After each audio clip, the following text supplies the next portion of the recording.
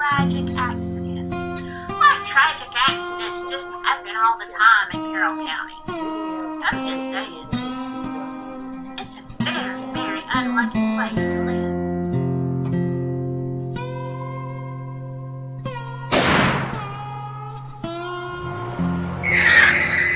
They dropped the charges because it was accidental. You don't accidentally run over somebody and back up and try to do it again.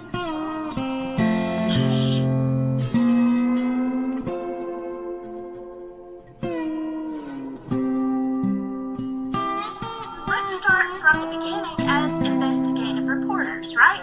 So you would ask the questions who, what, where, when, and why. Should be easy, right? Of course it is.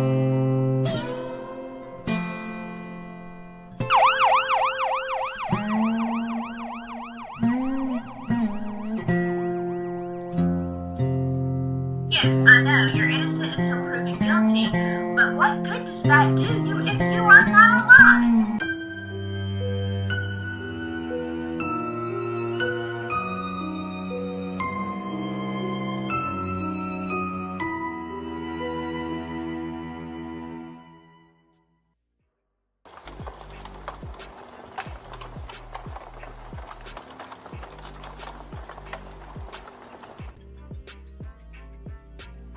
Hello.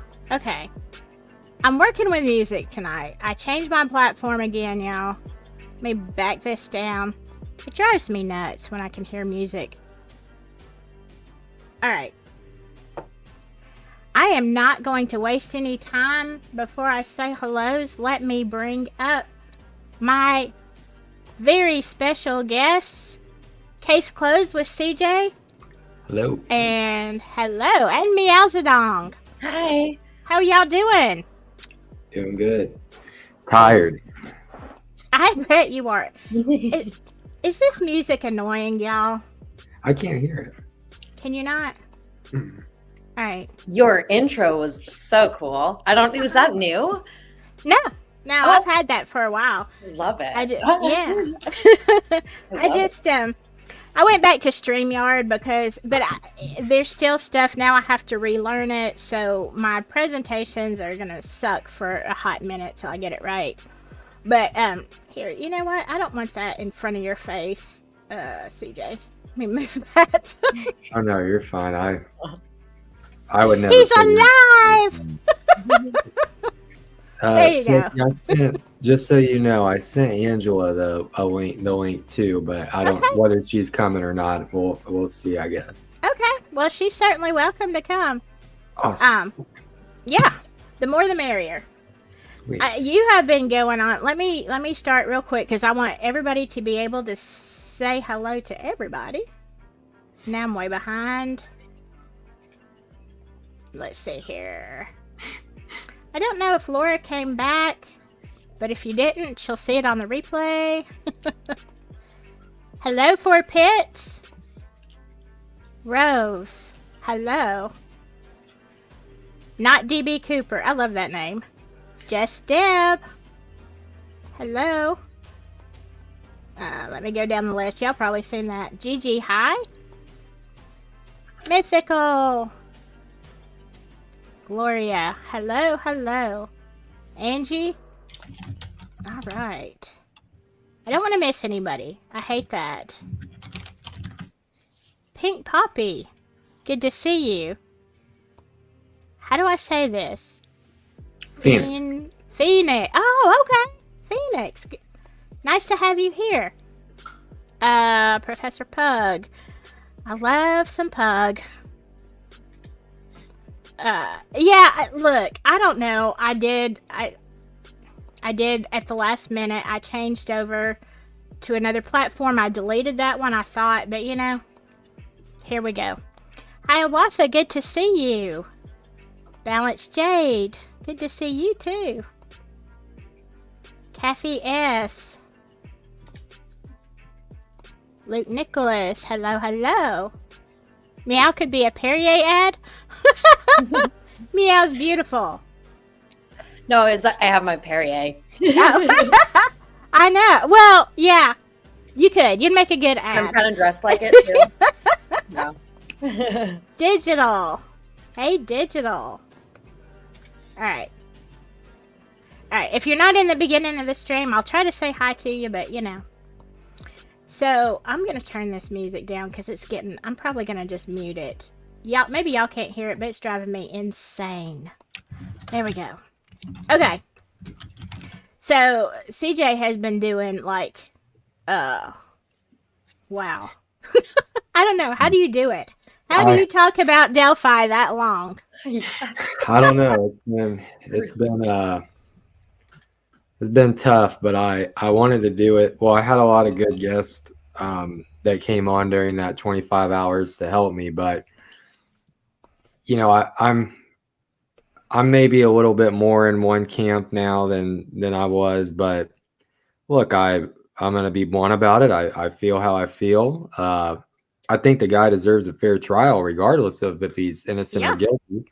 But 100%. in my case, I just so happen to think it's the wrong guy. And look, if I'm wrong, whatever. You know, I'm just asking for a fair trial. But we'll see what ends up happening. I hope he's the right guy. I hope he is, but I'm not seeing it. Hey, Criminality, if you want to come up on panel, just let me know. I'll throw a link out there. I am starting to be like fully like, what is this? What are they doing? What are they doing? This poor guy is in like, I like open-minded. I was absolutely on the Richard Allen train like in 2022 when it happened. But now I'm like, oh my God. Oh my God. The more that comes out. So I'm starting to get like radicalized. You know, I've always said for the year and a half about that I've been covering it, I've always said, if he's guilty, I will come on here and say, hey, they had some overwhelming evidence that I was not aware of. And yeah, I think he's guilty and they made the right decision. But until they do that, I'm sticking to, it doesn't look good for the prosecution as far as actual evidence. And man, these two docs that have dropped in the last few days, I read the one yesterday. I went cold and because I was actually not planning to do Delphi, and I was doing Caleb Harris missing, and they dropped, and I said, you know what, they wanted me to read them, so I said, let me start a new stream. So I read it cold, and my reaction was, oh my God, Miranda, we're going there. What do you think? What do y'all think about? Let's start with the last one. What do you think about the Miranda rights thing? I did not fully appreciate who Holman was, and I think that really demonstrated bad faith, not just like, but also how he degraded and how he spoke to the things that he said to Richard Allen. It really painted him in a very bad light, and I think that was reprehensible. Also reprehensible that he has recently been promoted to lieutenant. That just blows my mind. This man, the man who didn't like read his Miranda rights to Richard Allen, and Richard Allen is consistently saying, and he's acting like he's innocent. He's saying, you're not going to find find connection to me there. I know I'm not on video because I wasn't there. Yeah. What do you think, CJ? How did you take that? As far as the Miranda rights piece goes, you know, obviously it's a huge issue. I know the prosecution is going to come back and say, yes, we did. We read it to them. So even though the legal issue is the Miranda rights not being read, I already know what their answer is going to be. So I tried to take more away just from the conversation, the interrogation. And I think that this is really the first time that we've got to like humanize Richard Allen. This is the first time you've really heard from him. You've heard a lot of people say, well, where's Richard Allen saying he's innocent? Well, there's your answer right there. That filing, he says, look, it unequivocally, nope, not possible, not me. And then you look at Holman, every other word out of his mouth is F, using the F word at Richard Allen, calls him what most believe to be the P word. He brings in his wife and his daughter into it. And this is the same guy who is, said there, just got promoted, but it's also the same guy who continued to press when Fortson said, I want an attorney. It's the same guy. So you've got to ask yourself, when you just look at that reading or that filing, well, I lost my train of thought. When you first look at it, he's threatening, he's being aggressive, he's telling Richard, I got you, but I don't got you, in the same thing, in the same breath. You know what I mean?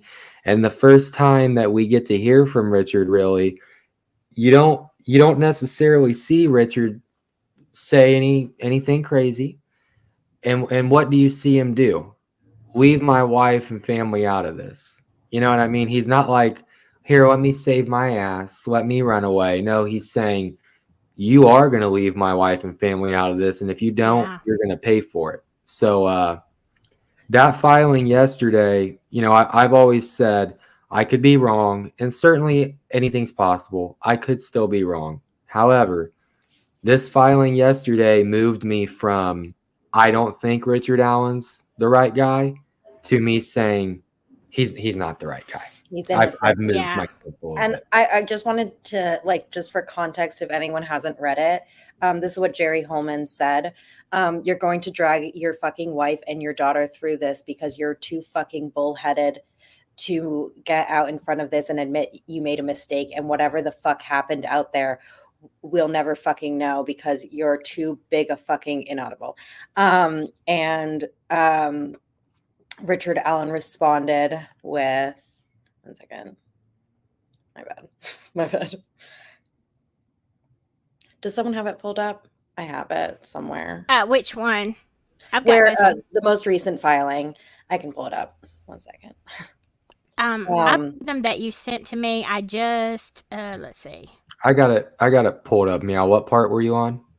I was just reading what Jerry Holman said, and then Jerry Holman said the evidence clearly indicates you're involved with this. Rick Allen, no.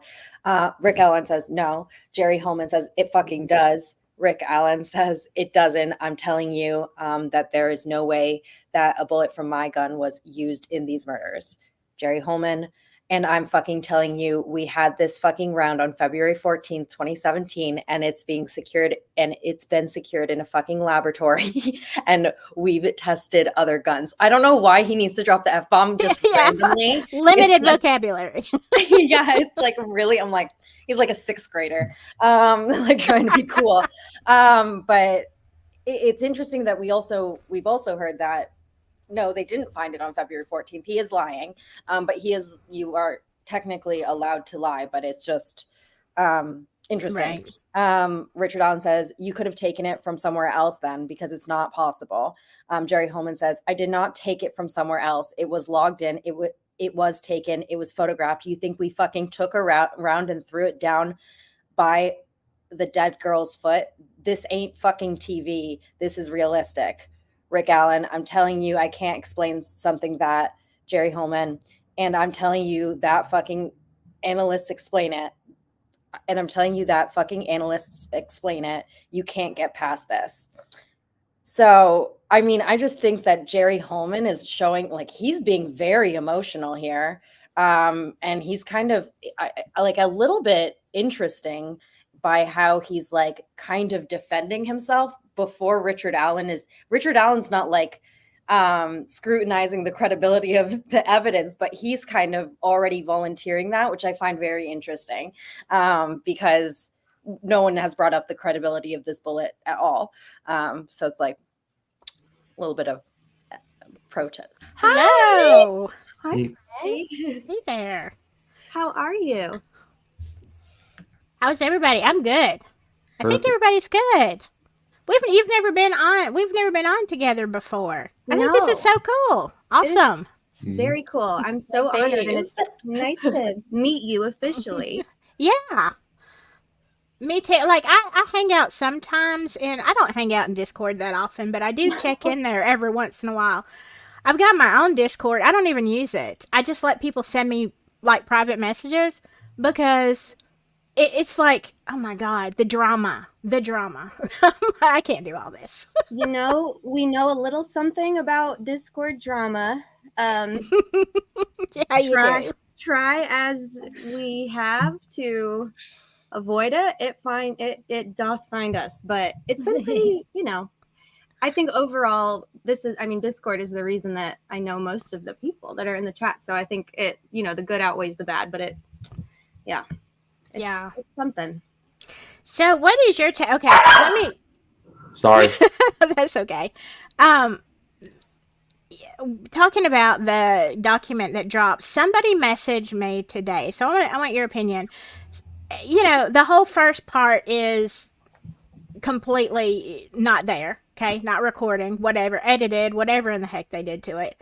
But there's someone told me that if it was not a scheduled police interview, then they don't have to read the Miranda rights. But I mean, he clearly thought it was, if he's in a small room with Big Jer, you know, and being told, you know, stay right here. Is this viable? Like, did he have to have Miranda rights read? Do y'all know? As I understand it, and this is just based on, and I think it's different state to state, but from what I gathered from talking to Bob and Kara and Michael and everybody who know way more than I do about it, there is like case law that kind of sets the precedent for whether or not a interview is custodial or non-custodial. Mm-hmm. And my takeaway is, if it's like a continuation of a previous interview within, I think, 14 days, but it's like the same agency, the same location, the same detective, then you might not necessarily need to re-Mirandize that person had they, you know, agreed to waive their rights and sign a waiver at the initial interview. This instance was at a separate location. So the first interview was at the Delphi task force building. This one was at the ISP, I think Lafayette poster, right? I think it was in Lafayette. So that's a whole different zip code. And then you've got an entirely different agency. So Jerry Holman with ISP versus Carroll County. I imagine they could argue that because they're on the same task force. I mean, they're sneaky. They're going to probably try and do whatever and argue whatever they have to. But to me, I 100% think that was a custodial interview and that he absolutely should have been Mirandized. And I think that Jerry Holman knows that he should have been Mirandized, or else we would have the first part of that interview. You know, I think that really is the best indicator, is that there's some consciousness of guilt, I think, with this guy repeatedly. So. Yeah, I think that there's a little bit of I think he's kind of aware of it. And he kind of jumps the gun in what he's saying. Yeah. Well, and you know what's going to happen though? They're going to say they did it. And then there's the one form, right, that he did sign where he was told his rights. So Gull's just going to say, well, they say they did it. We've got the one form that he signed. And so we're going to look past it. And so that's why, just because of her actions and looking at her track record, I'm not trying to really look too much into the Miranda rights piece, just because I think I already know what's going to happen. I'm just trying to look at, we've got some, even though it's minimal, I understand it's not a big sample size, but we've got Richard Allen directly from him, unequivocally announcing his innocence. You see him think about his family. And you got to think too, at this time that this occurred, the PCA is not out yet. Richard Allen doesn't even know what's happened. You know what I mean? I mean, hell, for all he knows, he's thinking that they're saying that this round was actually used in a shooting. You know what I mean? But we're talking about the unspent round. But I'm just simply saying that based off of what we currently know, uh, it seems like Richard Allen was genuinely trying to assist. No, like he was absolutely trying to help. Yeah. Yeah. And like it just seems like they caught him, they started swearing at him. I think there was a point where in the filing where it said it was clear from the interview that he thought he was helping. He was readily trying to help. And then Jerry Holman starts like swearing at him and berating him. So it's just it seems to have like a quick flip, but he would really genuinely thought that he was helping, and that's why it really breaks my heart. Yeah. But you know what I was really excited to see is that, because you're right, CJ, we have not heard anything from Richard Allen. All we've seen him do is like look tragic. And reading that, I'm like, oh, he's got some fire in him. Good for him. But on the other hand, that goes to show you how far downhill he went. You know, Yeah. by what was it, April, May? What was it last year that it was so bad? But yeah, I was glad to see that he does have some spark in him. You know. Well, and you know, this is something that I just thought about within the last couple of hours as I was having Richard Allen Delphi nightmares. It's interesting that they'll put Richard in a room alone with Jerry Holman, and that's okay. That's all they need. But then to walk the dude into open court, they need 10 cops and a Hannibal Lecter setup. It's interesting. Yeah. Yeah. You're right. I didn't think of that either. You know, at first, because I work in a jail, I'm used to inmates going to court. We do house, you know, murderers and all that kind of stuff. So I didn't think as much about it, even the size of the cell, but months upon months, and when I was reading that, the first document that came out about I call it the poop document. Yeah. You know. Yeah. But I mean, I was like, yeah, 5 months. 5 months in there in solitary with somebody just talking to him about you know, outside the cell, and the things that they described about, you know, calling him a baby killer and all that kind of stuff. It's like, holy crap. You know, I'm surprised. I don't know how many months I would have lasted. Yeah. I pulled up like a tweet from like a year ago, I think, where Nick McClelland was at a council meeting talking about basically like needing more support, needing more money, needing more resources. And I tweeted like, that was in March. We didn't know anything about an incriminating statement at that point. I don't think that had even occurred yet, or if it had like just occurred. And I said something like, what was his plan? I mean, it's March.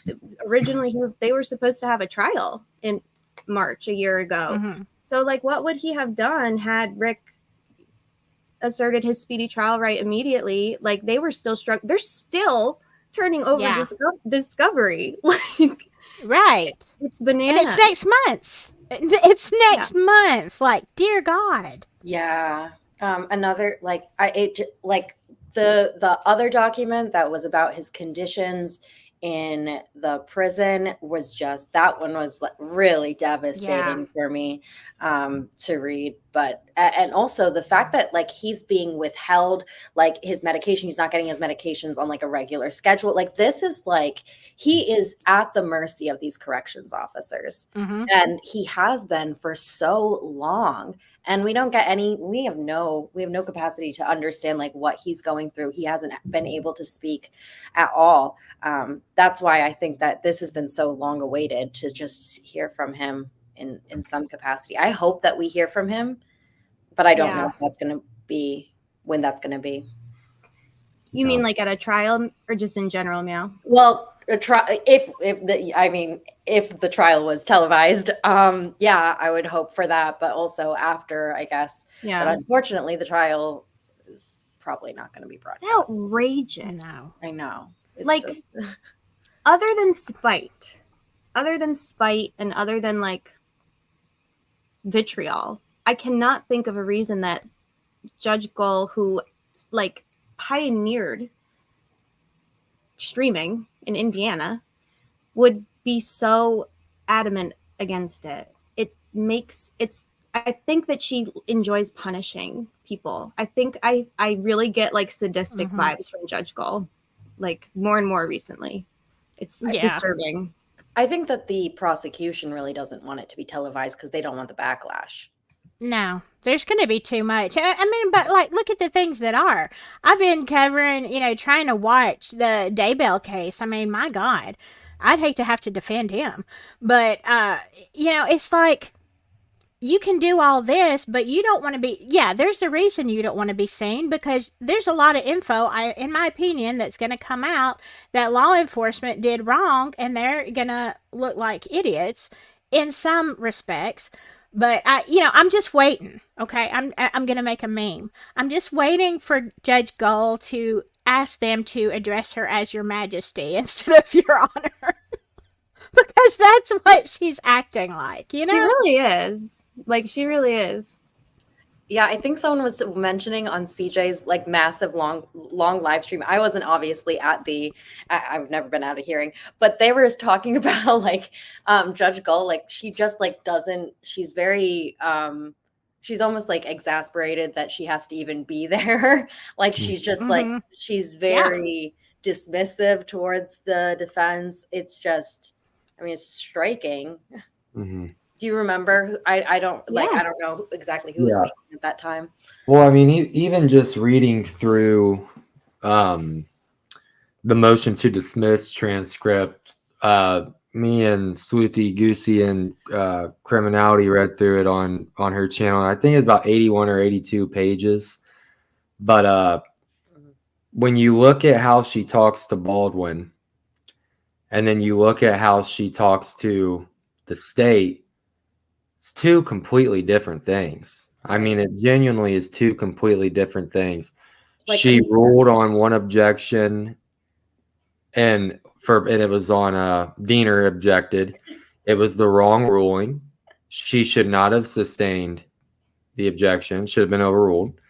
And so you just look at little things like this, and then you go back to the cameras. It's like there is no argument in the world to not have a pool camera in there on a 30-minute delay. You're going to do more harm than you ever would by allowing a camera in there than shutting everything out. Because the reality is, take this case out of it. This is about the rule of law, confidence in the justice system, confidence in the police. And when you shut everybody out the way that she's doing, you are diminishing that confidence. It's what, like, people are going to continue fighting over it if they're not going to have the ability to even see what happened and what transpired in this very highly long-awaited trial, of course. And so I think that I agree that was just, it's really just going to undermine the public's trust in the judicial process. Yeah, I do too. And especially it's going to look bad if other things are televised after this, Right. Do you want me to pull up any of the documents or anything like that? I've got, tell me what, let's see. Let me see if I can do this. Okay. See, like I'm saying, I should be able to adjust this where you can actually see it, but I can't. This is the poop document, for lack of a better word. Which one do you want me to pull? Oh, this one's fine. Yeah, I was just wondering if you wanted me to pull it. So, CJ, do you want to start with this? Or... Well, this one's obviously heartbreaking. And I know that with how divisive everything is right now, there's some that don't believe the things that the defense puts out. But this is on camera. I mean, they've got it on record. And what I've tried to think about a lot Sorry about my voice going out, but I've tried to think about what was where were they in this investigation going back to October 22? What did they truly have? And I'm just going off of what we've got the last couple of days, but you look at Holman, you look at what Holman says, doesn't seem like they really had anything. They had that round. And then you look at the treatment of Richard Allen in this document, the 5-month prolonged interrogation to break his will. It just seems like, and I know at first it may have been a conspiracy theory, but we're getting pushed, in my opinion, farther and farther to it being reality that they arrested Richard Allen not because there was evidence he did anything. They arrested him and they were gonna figure it out after the fact, and that's ass backwards. Sorry for my French, but that's not how it's supposed to go. Right. And They needed a confession in any way possible. That's what it seems like. They needed that in order to have a case. And this is just like directly from the filing. I just wanted to read for anyone who has not read it in the chat. Most notably, Allen's living condition circumstances within the prison appear to have been designed, whether intentionally or unintentionally, to expose him to the harshest conditions that even the most heinous of convicted offenders have not endured. This man has not been convicted, and he's subject to this. What page are you reading from, Meow? This is page 3, this first paragraph. Okay. And the single cell located in A pod is one of approximately 60 individual segregation cells, all containing felons convicted of crimes such as burglary, robbery, child molestation, and murder. Each and every one of the inmates had the ability to communicate with Allen by yelling at him at all hours of the day and night, by chastising him every time he was removed from his cell for the purposes of recreation, showering, or other administrative reasons. Allen's attorneys have learned that he was referred to as baby killer and that he was the target of similar accusations during his stay at Westville Corrections. And then they go into like a further description of exactly what his conditions within that cell were. And Allen was issued an anti-suicide smock, which covered his body no better than that of a garment of a caveman. Allen's food was served to him through a cuff portal, and his dining habits involved him sitting on his bed or on the floor, as his cell was not equipped with a table or chair that would otherwise serve as a rudimentary dining arrangement. Allen's cell was also contained a steel toilet and sink, both in direct line of sight from the inmates and guard assigned to his surveil. The toilet bowl was located approximately 24 inches from his bed. Allen's attorneys learned that Allen was not only under constant surveillance, but the lights remained on in his cell for days and nights. That's a torture tactic. Yeah. Now there are some things, and look, when this all first came out, I did a couple of videos and I've left them up there because I was wrong, and I'll leave them up there and let people fry me for it because I said this is normal. It is normal to a degree, but not for this long of a time. But when they first confined him and they said, well, he's in a small cell. Yes, the toilet's right there. Yes, we call it the bean hole that he's fed through and stuff. But there's a lot that is not normal. Right. So, yeah, when you're talking about, I mean, do we ever keep people for a long time if they are actively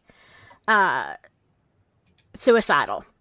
And that's after they have seen the psychiatrist and stuff like that. It's for those people, it's really that they have such a severe mental condition, really, when they come in.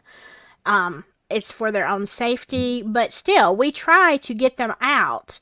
Sometimes they don't stay in Gen Pop very long before they end up right behind the door because they've done something to somebody or whatever, or they're back to not taking their meds, you But know. they have no reason to like treat Richard Allen like this. And You're another thing right. is he's a pretrial detainee, and like just one of the things that they like really summed it up in the last page of this motion, where it said Allen has been treated unlike any other pretrial detainee in Indiana in recent history.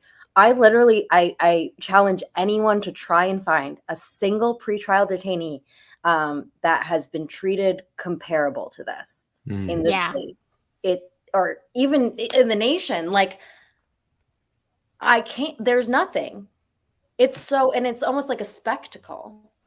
Well, and that's something that frankly pisses me off is, not to get political, but the fact that there are literal terrorists who, like, I use the comparison for the Boston Marathon bomber, but when you've got literal terrorists being treated better than what is, have your opinion on whether he did it or not.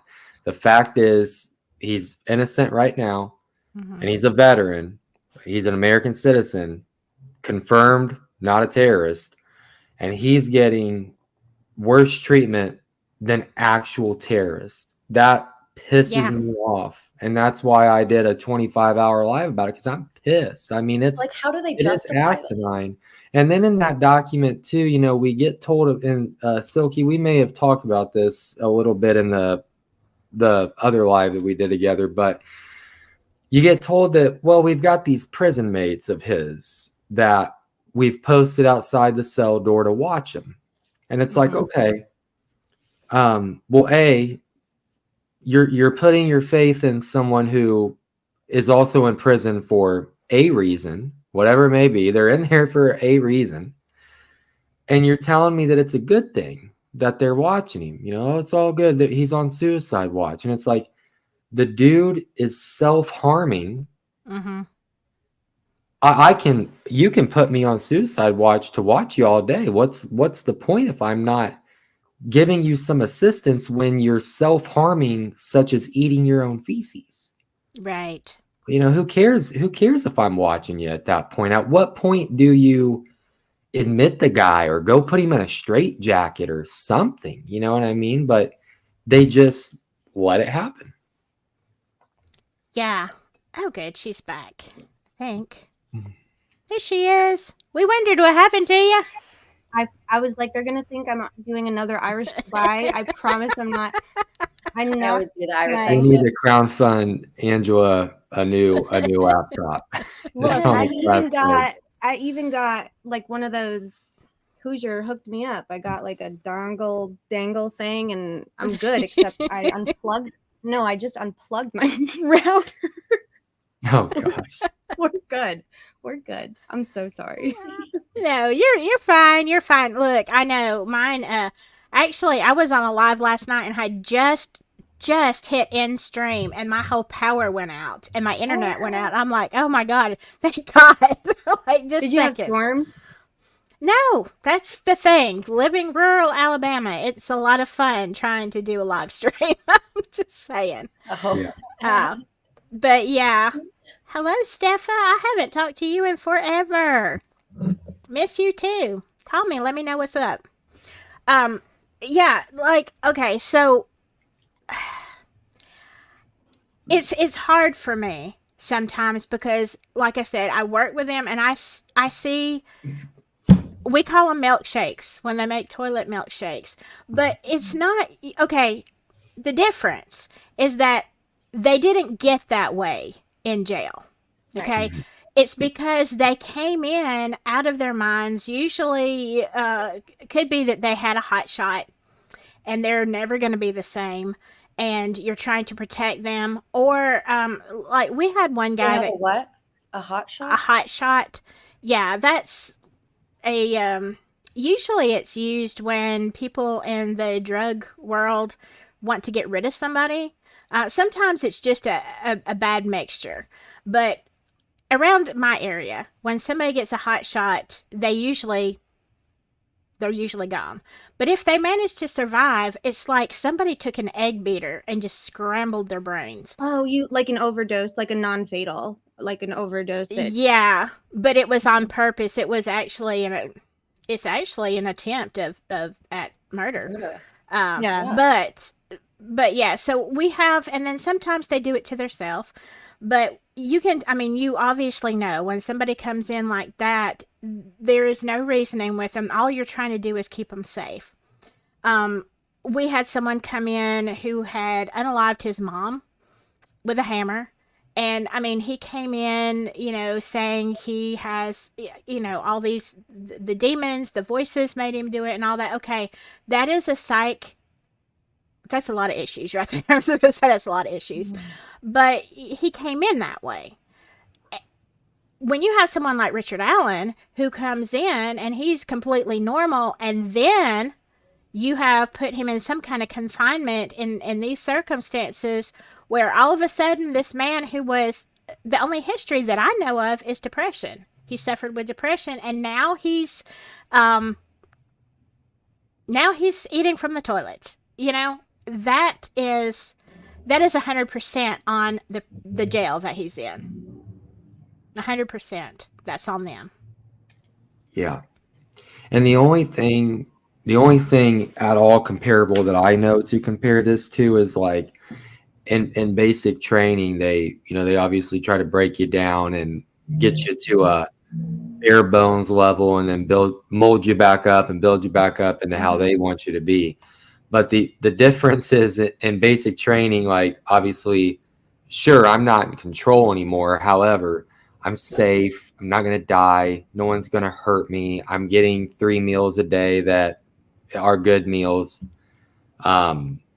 But then you look at this situation here with Richard Allen, and it's like they broke him down, not ever for the purpose to build him back up. They broke the dude down for another reason, and he was not safe. That's the problem I'm having with it. It's like, I know prisons are not a good place. I know prisons somewhere you never want to find yourself. However, especially in this situation, given him being a pretrial detainee, this shouldn't be happening.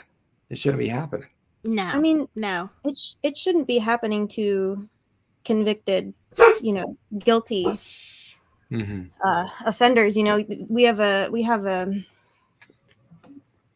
our judicial system and like our due process means that you are convicted and then you are sentenced, and the sentence is, it's fair, right? That's how our system works. You're convicted by a jury, and then you're sentenced, and you do but nobody is ever sentenced to torture. And right. I think that when our prison system is just so flawed inherently, but I think that people get caught up on the horror of the crime that he's been charged with, and the fact that it has to do with children. It kind of, I don't know, it makes it really hard for people to even consider that a guilty person, which I firmly, to my bones, believe that Rick Allen is innocent. But if he weren't, I would still be just as disturbed by what's occurring. And I think that it's hard for people to grapple with that, because they say, well, if he's a child killer, if he's guilty, then he deserves. And the reality is that's not justice. That's just like, I don't know, revenge. And if our justice system was built on revenge, then everybody would just be slaughtering everybody. It's just not right. And if this is what they tolerate for a pre-trial detainee, what are they tolerating for other like convicted people? And I think that I was under the impression, and I maybe naively, I thought that there were laws against this. There were controls against this. And the fact that this is able to occur to a constitutionally innocent man, that just, there's seriously something that needs to be addressed here. Like once this trial is over, there's serious issues that need to be addressed with even allowing this to happen to anyone. It would be a violation of human rights, of basic human dignities. He's being treated he's being tortured, he's being degraded, he's being dehumanized in every way possible. And I just, it breaks. It's unbelievable. It is, especially, and I agree, especially in his case. I mean, now working in the jails, oh my gosh, it's a different world. And when I said in the beginning, look, if y'all don't like this, then what you need to be doing is asking for prison reform and jail reform, because unfortunately a lot of people are in these same conditions. Now, not, and as far as being, a child unaliver, um I have a guy in the jail right now. He just got arrested last month for child trafficking. I mean, he's horrendous, but he's out in Gen Pop. You know, he's not he's not going through these same conditions, nor is his mental health suffering. Let me just answer Deb's question real quick. Yes, it can be. It can be normal for pills to be different colors because the pharmacy that you get them from, just like any other pharmacy, they may change suppliers. Now, they shouldn't be different every day, okay? They should not be different. And I usually try to tell my patients if their pill changes and they're like, hey, it used to be blue, now it's pink. Yeah, either the dosage changed or the manufacturer changed. But if you're getting something different every day, that's not normal. Did that answer your question? I just want to make sure. Hello, And the Lambert. Oh, I'm sorry. Oh, no, you're fine. Just the fact that what really kind of caught my attention was actually the motion that Scremin and Librato filed about his conditions when they actually requested to transfer him. And I think that that really surprised everybody, including like Brad and Andy and Kara. Everyone was just like, we've been trying to tell you this. And I think that what alarmed me the most was that he had been receiving medication via injection. And I mean, okay, you work in a jail. I've worked in inpatient facilities. Sometimes you have to administer medication that way, but Antidepressants? Yeah, so that kind of leads me into the more like they need to be very like clear and explicit about what they gave him, in any other setting. In any other setting, and actually in every county jail that I've worked in and like interacted in, I work with law enforcement, not in the jail, but I've had to go in and out a lot, and I'm on the mental health side. So every single thing that is given to an inmate pre-trial, as far as I know, as far as I've seen, like you have to have everything documented. You can't just like flip. You can't just be injecting people and like you can't just be tasing people and not filling out, use of force forms. So there's all of these like black and white issues that are really. What threat does he pose? He's right. Exactly. Yeah. Well, our pills come in I'm sorry, they come in packs that have the name of the medication, the dosage, the time, all that kind of stuff. Because a lot of times the inmates do ask me, they forget, what am I taking? Oh, yeah. Well, I read it. Okay, this is what this is. But yeah, you're right. You have to. And tasers are not something, at least in my jail, not used very often because nobody wants to write that report, No, and nobody wants to get tased. And there's like certain things that warrant that. And I think the thing that occurred with Rick was he had his hands in the door slot and they wanted him to move his hands. I probably would have given him one of these too. Like, you know what I mean? That's okay, obstinate, but he's not bothering you. So I would have been physical. I probably you and I would be dead, Tara. We'd be dead by now. I would have assaulted them. But that to me just speaks of like they are literally, so this is where like the psychological breaking is where I see it come into play. Something as simple as Rick just wanted to have his hands resting on the fucking door slot, and he doesn't even have freedom and autonomy of movement of his physical body. He has no privacy.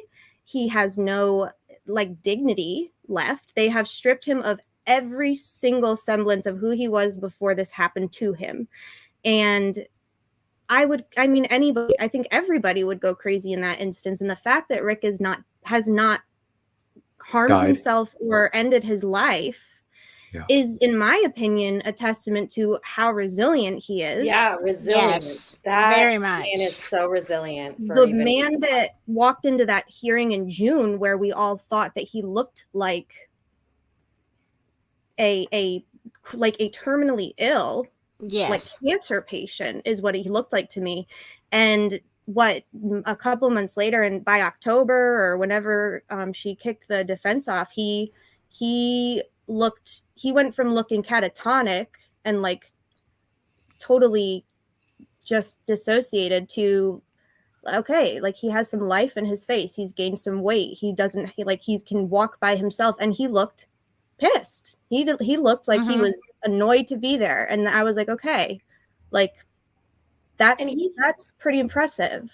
How do you lose that much weight without like actually being starved? Like it is like he lost so much weight, and he's not even allowed. I think they said at Westville he was allowed like 4 hours a week of recreation time. That's insane. And so it just, I mean, do we have a record that he's been fed? Well, we also know that he was self-harming by ingesting, his own feces, and that can make you very sick. I mean, we haven't really, I personally don't think that the public needs all those details. Like, I feel like he's been so just absolutely abused. And again, it's like they've stripped him of all dignity. And I feel like I don't need to know more than what we've heard. I feel like I've heard like more than enough to feel like well, you don't need to hear, but some people need to, because I feel like the jury needs to hear it.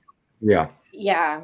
And I just feel like they are including some of these details in their filings because they have no other way to communicate to the public what's happening to their client right now. Right. Yeah. Well, and Silky, you touched on something when you mentioned one of the other cases going on right now, that Daybell case. And I haven't looked into that one too much, but from what I hear, he's been accused of something pretty bad, and it's pretty evident that it happened, right? Yeah. But I'm just trying to think of a similar case where, it was a bad crime, horrific crime, and you see this type of treatment, and I can't think of one. And in no way am I taking away from what happened to Abby and Libby. It was obviously absolutely horrible. However, I'll just give an example of, I'll throw two out there. Murdaugh was terrible. Dude killed his wife and his son. You didn't see this happening to him. And then there was another that was absolutely heartbreaking, and I'm going to blank on the name, but it was a mother up in Michigan.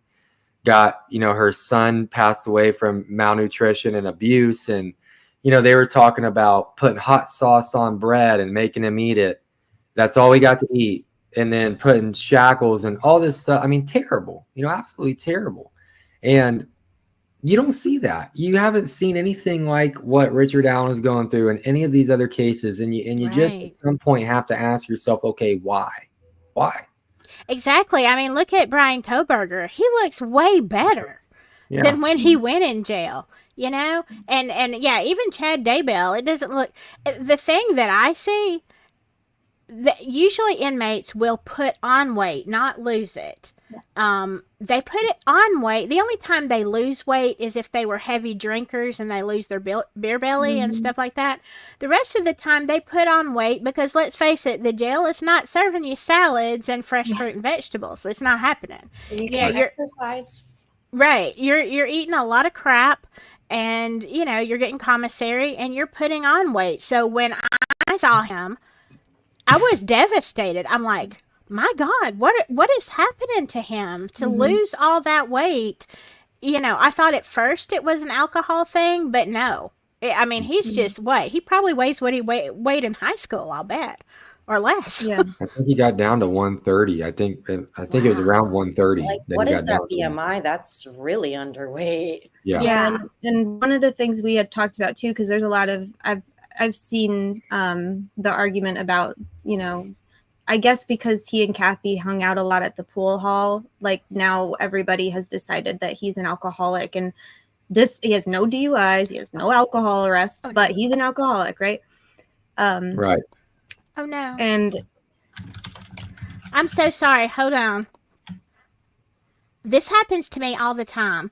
How do I get somebody back? I am sorry, DB Cooper. I did not mean to ban you. It popped up. I was trying to ban somebody else. Oh my It's okay. god. I did That this to one of my happened mods. I did that happened to to him. me. The first time I ever banned somebody is some sweet woman just sitting there minding her own business, and I was like, "Well, oh, sorry." no. How do I fix it? We'll get into How do that. I fix it? I don't know how to fix They're, it. they're here with us. You couldn't have banned a better. You couldn't have banned a better like a night. He'll be fine. No, he'll understand. He will understand. Y'all keep talking. I'm gonna go into my studio and see if I can undo that. He got While y'all are talking. He got clapped. Oh, I'm Yeah. so So- sorry. I'm so sorry. So fans. sorry. Just another fan of. Oh my god. But And I left the CJ, bad we're- comment up. Oh, I do that all the time in mine because they move so fast. Sometimes when you're trying. Yes. Yeah, I've done that a Oh my couple God. times. Oh it my God. happens. Okay. Y'all go ahead. I'm gonna be here trying to fix my goof. So, well, Angela, if I'm asking you to guess, obviously, but if you had to take a guess on what we're going to see next, what do you think we're going to find out next From the whom? defense?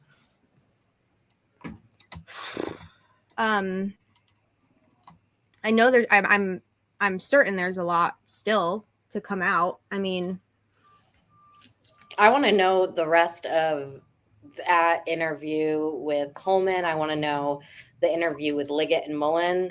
And those ones, I think I'm very interested in what was the correspondence and what their demeanor was to Mhm. him. I'm sure it was atrocious. I mean, didn't they say at one point they were like standing over him and like yelling at him and cursing at him? It's like, get a hold of yourselves. Like that's not even like an effective. What are y'all doing? It's not even like, it's not even strategic. It's It makes so no sense. No, it's like it was personal, and that's the problem. Like, this is very personal to them. It's That's not why I about- need to know how they corresponded with him, because like, why are they doing this to him? Why? Like, what is their issue with him? I think they thought he would confess to something. I have my own theory about this bullet, this casing. It's not a popular one. I think that something very messed up happened with that casing. And I'm not saying that the entire task force is like, doing shady things. Oh, you're back. Hey, DB. Yeah. Yeah. I fixed it. Sure. That's so funny. But I just Meow and I talk about this. The character, like, there's patterns of behavior. So I don't think that the filing that we saw most recently had anything to do with them anticipating that Judge Gold would suppress anything. I think that what they're doing is just, it's like death by 1,000 cuts. They know that she's not going to be fair and impartial. She's not going to suppress things that legally should be suppressed. So they are just making a really clear record of these really egregious patterns of behavior of law enforcement. And I think that their goal was to just get that on the record and get that out, because now we're not going to see it in trial. And I think that's strategic for the state. I mean, but I don't think she's going to suppress it, Tara. Like, I don't think that she's going to give them anything that they ask for. No, I don't think so. I just think that his defense attorneys are trying to bring this to light. Oh, right. Like, this is how they've conducted themselves. This is what you guys have this is your prosecutors. Mm-hmm. Deal with it. I just wanted to ask this question real fast, and maybe I'm looking too much into this. But it's two things, and this is per this most recent filing with Holman. When Holman tells him, and we know that the police are allowed to lie. However, I'm not looking at the fact that they're lying to Richard. I'm looking at why. Why would you be lying? And usually that's because you want them to think something so that you spill the beans on something, because in reality, you don't have anything. And so when he's sitting here telling Richard, hey, we've got these video experts and they say that that's you on the bridge. And then he tells him, we've got these voice analysis experts and they say that's your voice. Richard Allen never went and hid in a cave in Pakistan with bin Laden. He was right there at CBS in Delphi. If you actually had those analysts, why the hell did it take you 5 years to go get the guy? Their analyst is definitely like Anthony Greeno and Fig. Yeah. I mean, he was right there. So that's a major issue for me, because we're starting off right off the bat with you lying, because I don't think you've got anything. And then when he says, let me find it again. When he says you're going to drag your effing wife and your effing daughter into this because you're too effing bullheaded. And then Rick tells him, you leave my daughter, or you leave my wife and family out of this. I just want to know, and I'm speculating, but I just want to know if there was ever a specific threat made against his family. I'd be really curious to know if there is a specific threat made against Kathy or the daughter, because if it was, Holman should not be the first sergeant for the Indiana State Police. Yeah. And I know that the corrections officers did like verbalize some threats to him. He was very worried about his daughter and his wife. I guess what he specifically said to Holman, which I'm like, I love him for this, by the way. When I saw Richard Allen said this, I was like, I love that man. I think I'm going to like that man. Because he said, you're going to pay for what you've done to my wife. You want to fuck with me, but you leave my wife out of this. Leave me out of this. They said that to Jerry Holman. He says, and Jerry Holman says, no, you're involved with this. Your fucking ground is there, Rick. And he says, no. Like, no, it is not. Well, that he was consistent, and I mean, there's no like textbook way that somebody looks if they're innocent, obviously, or behaves. But what more can you say than like no, like just no? It's it's so outrageous that we can't actually like. I'm sure in no universe did Rick, even when that interrogation was occurring, probably not until the handcuffs were on him, probably not until he got booked into the jail, did he really, really believe that this was like really gonna go down. Because in no universe would that ever happen. Like, if I'm innocent, I'm not gonna get arrested for murder. That's crazy. Yeah. It happens. Yeah. It's just I get like claustrophobic just thinking about that, because I mean, at that point it's like too late. And I don't know if he had asked for an attorney at that point. I don't even trust that these men would have. We know that they didn't listen to Fortson when Holman was grilling Fortson. So did his interview look like this interview? Because I would be pretty distressed if I left an interview like this and I already had, I was already vulnerable. Yeah, actually, you're like that's. Yeah, Holman. He was the one who interviewed Fortson. And a menace. This guy's a menace. It makes you wonder, though, too. I have a big problem with it, because that whole Fortson thing to me stinks. Because his last statement to his wife was, as long as I tell the truth, it's going to be okay. I'm just going to tell the truth.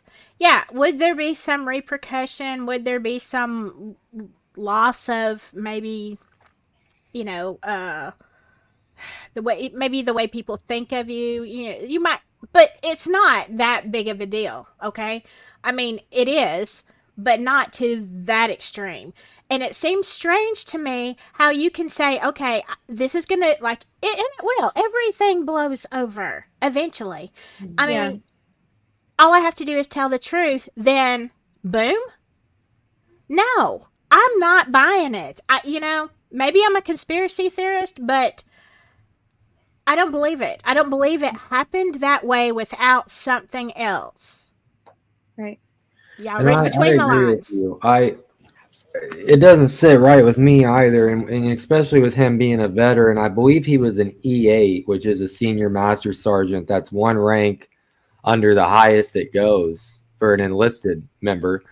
I believe that I had read that he had deployed multiple times. So, for us all to believe that this was just some mentally weak individual, maybe he was mentally weakened, but the individual who mentally weakened him, in my opinion, depending on what they said, may very well have their hand in the role of why he did what he did. If I mean, we just don't know, but either way, we've got it on the record that the man asked for an attorney, and Holman doesn't stop. He keeps pressing him, and he tells him, well, I'm going to do this to you. I'm going to do that to you. And if you're a senior master sergeant, that can be absolutely detrimental to your career. And if I waited that long to get there, or I mean, it takes you. And I'm sorry, I'm getting into the military piece, but the number of people who make it to E8 is so small. If he had any aspirations to be a chief, which would be an E9, if he got wrapped up in this, well, that's gone. That's gone. And the dude put 20 plus years of his life out there to potentially try to do that. Either way, you don't want your entire military career tarnished when you're an E8. You just don't want that to happen. And it looks like he was threatened with that from Holman. Mm-hmm. Yeah. I mean, that's what I'm thinking. I mean, and he wasn't like an 18-year-old kid either who got intimidated and overwhelmed and had all kind of hormones going. I mean, yeah, I think it's what you're saying about the military is very important, because that's the same thing I'm thinking. And you have to wonder, based on Jerry Holman's, I love to call him Jer, based on Jer's intimidation or whatever, screaming, cussing at Richard Allen, you have to wonder, did old Jer or somebody threaten Fortson or his family or something else that he felt if, and I'm saying if, I don't know the details, I don't know anybody that knows the details of how that occurred. I'm saying if he did unalive himself, I think there's probably a very good reason. Something. I think he would be, wouldn't you think, CJ, as a military person, he would be more about protecting his family or whomever than worried about himself?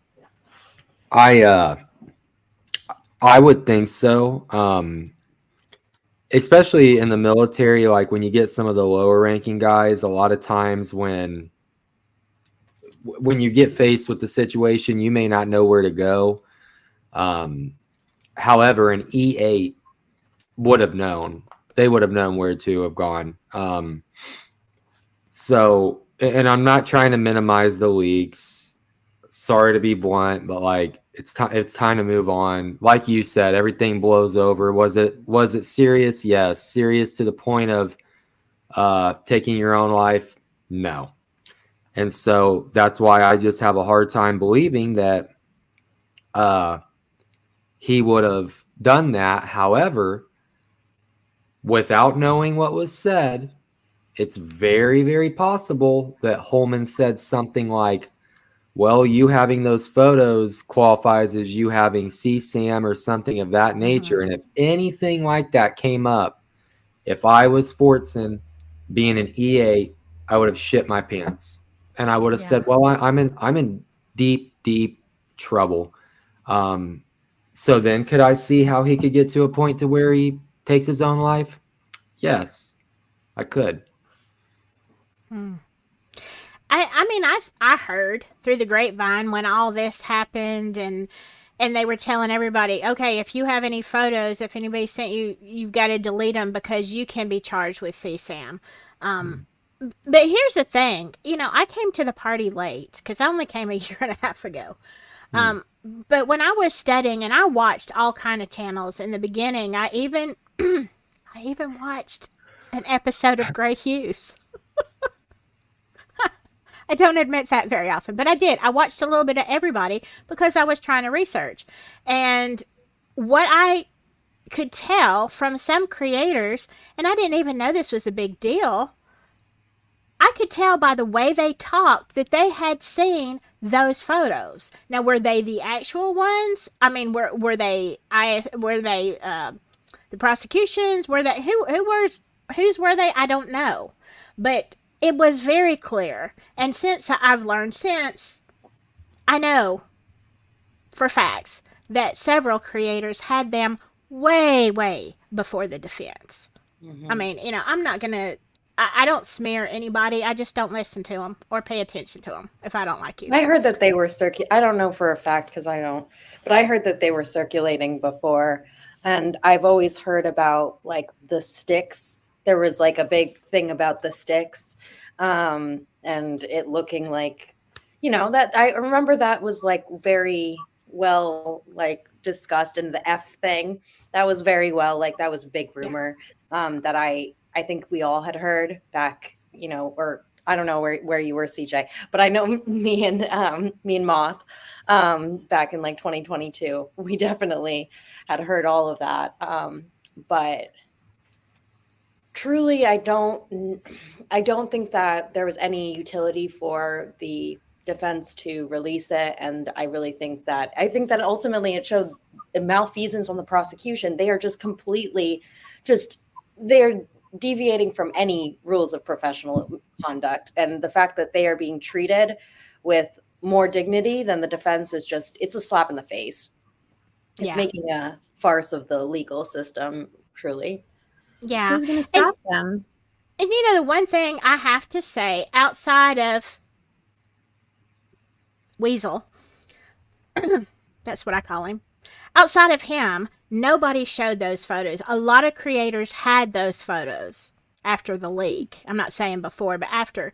Nobody showed them. And, whether I'm a fan of their channel or not, props to everyone except for Frank, who did not show those photos, okay? Credit to everybody.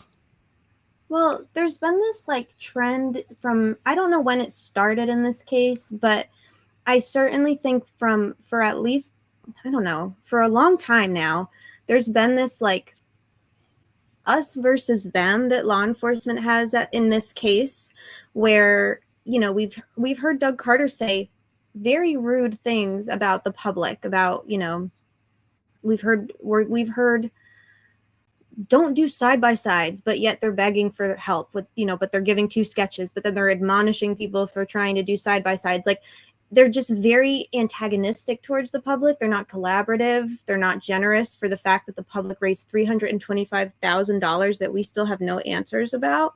They just don't seem to, they don't view the public as their citizens that they're supposed to be serving. The public is a nuisance to law enforcement, to the task force, to Nick McClelland, to Judge Gull. The public, to Judge Diener. He recused himself because we were annoying the hell out of him by holding him accountable and reminding him what his duty is as a judge and as someone who took an oath to follow the law, and you cannot hold court in secret in the United States, period. And yet they got away with it for an entire month. And thank God that Rick didn't die during that month, because there was a period of time where nobody knew where he was. And that's really scary. And I don't really think that I personally will sleep really, really well tonight, knowing that I don't owe law enforcement anything. I don't owe them my trust. I don't owe them my faith. I don't owe them respect in this instance, because they have done nothing but fail, in my opinion. And I'm talking specifically about the Delphi, the Unified Command Task Force, and the leadership. And this is just my opinion. What I have seen from them, what I have seen from these men, this is conduct that everyone on this live stream would get fired immediately if we behaved like this at our jobs, if we were deleting things that we did wrong and lying and yelling at people and cursing at people and not Mirandizing. These are just things that you just can't do. And I don't know, no one's going to stop them though, because the Supreme Court had their opportunity and they failed. So Yeah. I don't really know what happens now. I don't either. And with these motions and all this stuff that came out, I mean, I expect nothing to happen. I expect Gold to say no, just like she did the Franks. No, just like she did, which was crazy to me when when Baldwin and Rousey said, "Hey, we want you out," and she's like, "Nope, no hearing, nope, just no." I think it's going to be the same thing. No. Yeah. But Yeah. I think this is just my personal opinion. I don't know them, but I think that they file so much of this stuff because there's such a gag order. I think it's the only way to get information out to everybody of what is actually happening behind closed doors. And if they probably know it's not going anywhere, but what is going to happen is we're going to be sitting here reading it and talking about it, and people are going to be watching going, "Holy Moses." Right. I had no idea. Lying. They're pulling from the that's one of the things that frustrates me. They're not lying. They're pulling from discovery. You have there is a duty to uphold the truth and everything as a lawyer, and that it's just. You mean so the defense? We're getting a glimpse, just a surface level of what is below that iceberg, and I don't know if we'll ever get that full iceberg, because probably half of it is deleted. Control Alt delete, and the rest of it is going to be probably behind closed doors and without any visibility on that. But I think that I'm glad that Richard Allen has the defense attorneys that he does have right now that are putting their safety on the line by I don't know that people understand that. And they don't feel safe. Obviously, they know that the backlash that they're getting, they have families themselves. They are also taking a huge loss by not even getting paid for their services from Judge Gall. So this is crazy. How is this happen? How is she just not paid? I know. Well, and I just wanted to go back to the leak just for a second, because that was the unforgivable sin when it came to when Gall really put the two defense attorneys on her shit list. And I've just been hoping that at some point in this case we could get back to a serious place. You think about it, we've talked about Fortson. The leak arguably made him commit suicide. The leaks ruined God knows how many people's lives. YouTube creators, Yeah. And these are not bad people. You know what I mean? Okay, maybe they did something that you don't like, but I saw a very organized campaign against these people. And even if you said, "Sorry, I made a mistake," not good enough. No, I'm going to destroy you. And that's what, in my opinion, Gall tried to do to the two defense attorneys. And now any action that is adverse in relation to Gall treating the defense attorneys some way, it's justified because of the leaks. There's a popular, I don't know how popular we'd call them, but you've got two podcasters that do cover Delphi, and literally in their most previous episode, they're still bringing it up. And I'm sorry that this is blunt, but at some point, we've got to understand that Richard Allen's family, whether he's guilty or not, his family deserves justice, no more and no less than Abby and Libby. And that was never going to happen unless we moved off of the leaks and went back to what everybody was here for. And that's a trial to prove what the truth is. And because we're still to this day in a place where people don't want to realize that, how serious of a place can we really say that we're in? Even on April 16th. Do y'all remember the email that Nick McClelland sent hours after Kyle Fortson shot himself? So Manic. I just yes. And CJ, you made me think of when you were saying like, yes, it's awful, but we need to like, but like there's so much inauthentic. It's not really even virtue signaling. It's like, okay, so like we talk about Darvo a lot, but I have never seen like Darvo deny. What is it? I say it every day. Deny. Let me look it up. Accuse or attack, reverse victim and offender, right? It's basically you position yourself as the victim of what you're perpetrating, right? So in, let's say the state in some way orchestrates or facilitates or whatever, this leak happens and the state benefited from it objectively. I mean, anyone who believes that in any way would benefit the defense team, I don't know. Well, you just don't know how the legal system. You just don't understand what you're talking about if you believe it benefited the defense. Right, and it clearly didn't. It clearly didn't. But when Kyle Fortson died, we don't know anything about his life before that. And I know that there are people on the chat who actually were friendly and spoke to him, from time to time. And it's devastating that this person is no longer with us, especially because he didn't deserve what happened to him, in my opinion. But it's like that benefited the Nick McClellan, and I hate to put it like that, but there is nothing that these men will not use and weaponize. It bought him time. It did buy him some time. There's no low, and I'm sorry if this is. I want to respect your stream. I know I'm like really passionate about this. No, it's okay. Low. Like you're up here. It's like, look. Y'all have freedom to say what you want. I don't care what anybody says, as long as, we're not screaming at each other and all that kind of stuff. Not yet. Yeah, Silky is so cool.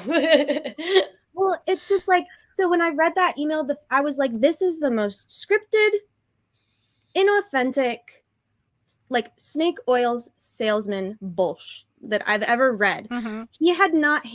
That man had not even been dead 10 hours. I don't even think that they could have determined, like, technically that he had there was just no determination of anything made at that point. He died at like 10 p.m. and Nick McClellan is emailing the judge at 4 a.m, making these very definitive, inappropriate statements.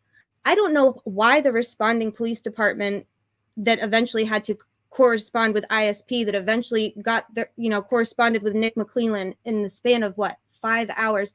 That is so shady to me that this man is dead and Nick McClellan is already weaponizing that inauthentic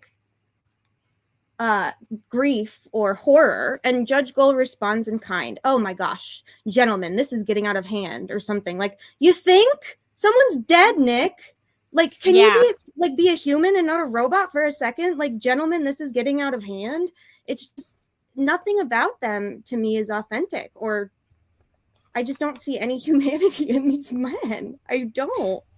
No, I don't either. And I agree with you, Lambert. This was my thought, okay? It came right after the Franks, and whew, man, was the Franks polarizing. Like, I lost so many friends when the Franks came out. Me too. It's fine. Yeah, I know, you did too. We both did, meow. But some of the same ones. But anyway.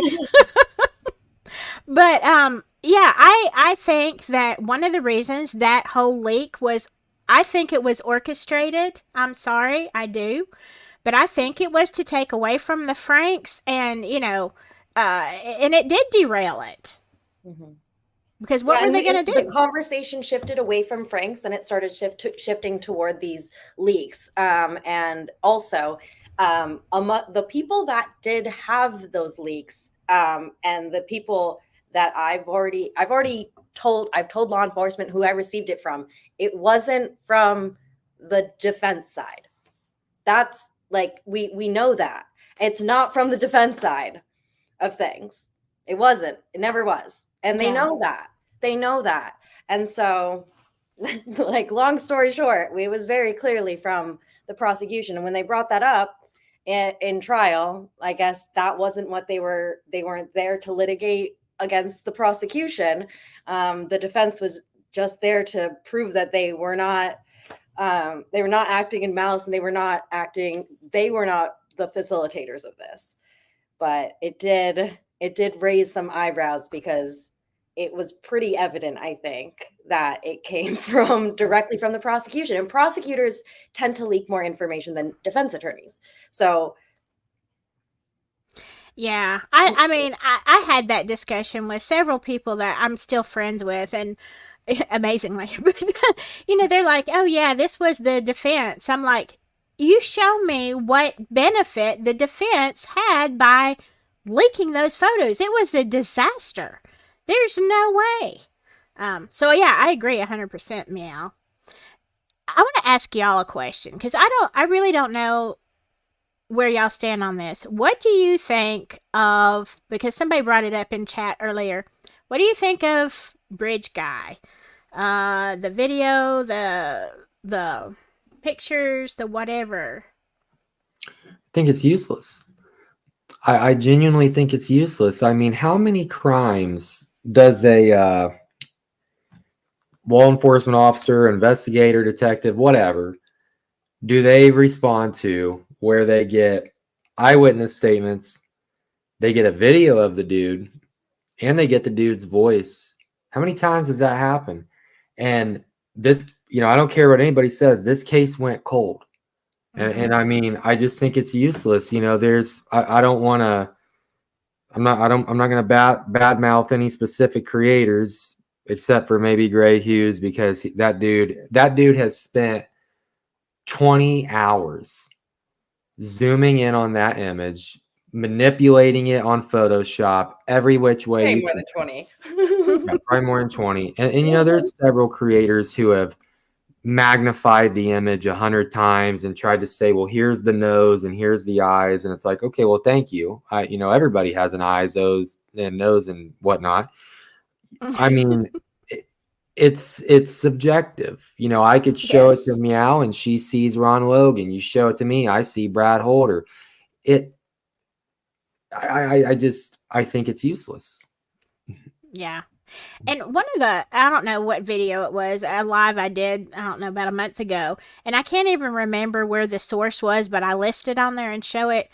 I mean, where they're clearly saying it is not a video, which if you watch that video of Bridge Guy and you think that is a video, I've got some property to sell you, because I'm looking at that first one. I'm like, this is either from a trail cam. This is a series of pictures. You can tell it is not put together. Like, it's not cohesive. And they actually did say that it's from a series of pictures. Well, now you're just making stuff up, in my opinion. How are you gonna, as Doug Carter said, look at the gait, look at the way this guy walks? So a year ago we're all looking at it and we're like, yeah, it looks like so and so, he's got a funny walk. And really, that was more detrimental, I mean, to the innocent people. And I loved it, CJ, in your yeah, in your live. Yeah, this is a great idea. I'm not going to the trial. I'm not going anywhere near Delphi. Yeah. But they were talking about in your chat this morning, I think it was, CJ, like, everybody needs to dress as Bridge Guy, even the women. I thought that was, because I mean, okay, if you look at, like, just look at the Carroll County comment, at like every time they have these, like, these, let's the walk on Historic Society or the Trail Preservation Society. It's the lineup of fucking Bridge Guy. Yeah, they're always like, it's the uniform. It's like they are always in jeans and like a Carhartt jacket, like every single one of them. Arrest them all. Yeah. So I mean, that's the thing, though. To me, it was always crazy. It was nuts. So I think all it did was cause more problems, and like you had said last time we talked, CJ, like, it made everybody was, what did you say, snapping pictures of their neighbors and stuff. This is Bridge Guy. I was at a Love's gas station, and if anybody doesn't know what Love's is, it's a truck stop. You know, they got showers in there and somewhere you can sit down to eat. I was at a Love's truck station in Peru, and I was filling my car up. This was probably about April time frame, maybe May. And there's a girl that I knew that I went to high school with at Kokomo High School. And I looked over and I saw her, and there was a trucker getting out of his truck, and she took a picture of him. And she never said a damn word to the guy. 30 minutes later, that photo was on Facebook claiming that guy was Bridge Guy and that he had made some kind of sexual in nature comment to her. And that photo had over 400 shares by midnight, and it was around 8 p.m. when she did it. So that's the kind of thing that was going on. And, I'm not trying to make everybody a victim here, but like, that's still sad. That dude didn't do anything. That's like the Salem witch trials. Yeah. Right. And one thing that I just wanted to ask and maybe get your guys' thoughts on is like, if you go back to some of these earlier videos from these news reports from the local stations in Indiana, there are people that are spoken to who have been brought in for an interview. They talk about giving their DNA. How the hell did that not happen with Richard Allen when he allegedly went to the police in 2017 and allegedly said, oh, I was in this exact spot at this exact time wearing these exact clothes? How did he not get treated in the same way that all these other guys did? It's like they broke the policy and procedure for only one person, and that one person just so happens to be the killer. I'm sorry, but I'm going to call BS on that one. Which part? Which part is BS though? Oh, I don't believe that Richard Allen actually walked up to a member of law enforcement and put himself there, said I had the exact clothes on in the exact spot, and didn't get brought in. I don't believe it. True, they need to fire that guy. They need to fire whoever did not bring him in the moment hell, you could make an argument that he should have been detained right then and there and brought in for an interview. But the dude was like, have a good night, brother. Enjoy your dinner. I mean, that's what it seems like he did. Yeah, my opinion on what happened based on the affidavit that never made it, the Franks that never happened, is that Richard Allen was being a good citizen, and he went and he said, hey, I was there that day. I was there, like, I left before the girls came. I was there from 12 to 1:30. I don't even know if he told them what he was wearing, but I think they looked at him, maybe his whole stature, they probably knew him, and they probably thought, yeah, there's no way it's this guy, and he wasn't even there at the right time. So, yeah, we'll take a statement, but it's not important. And it wasn't important until there was an election. That's when it became important. I'm suspicious of Dan Doolin, right? Like, really suspicious of Dan Doolin, because, I mean, the whole thing is a little bit shady, but it's also a little bit odd how close he is with Holman. So there's just a lot of, I don't know, there's a lot of incestuous things with a lot of the key players here in this case.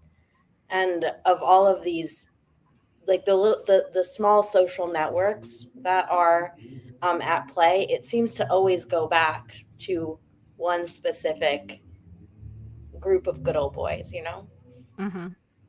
that seem to have manifest this. Yeah. What do you think, Moth? Well, anytime I hear election, I like rage spiral, because this has been my white whale before Rick Allen was even a blip on anyone's radar. Sue and I sued 26 law enforcement officers in Carroll County because they all objectively, Judge Diener's a corrupt judge. That's fine. We knew that going into it. And we know for a fact that favors were called in, and things were not investigated that should have been. That's just a fact. So, people who argue that there were no, there were objectively, they were all violating many laws. But regardless, the real issue that we had with that was that we don't live there. I don't care about, why do you care about, look at Gigi, we're not done. I'm glad Gigi's here.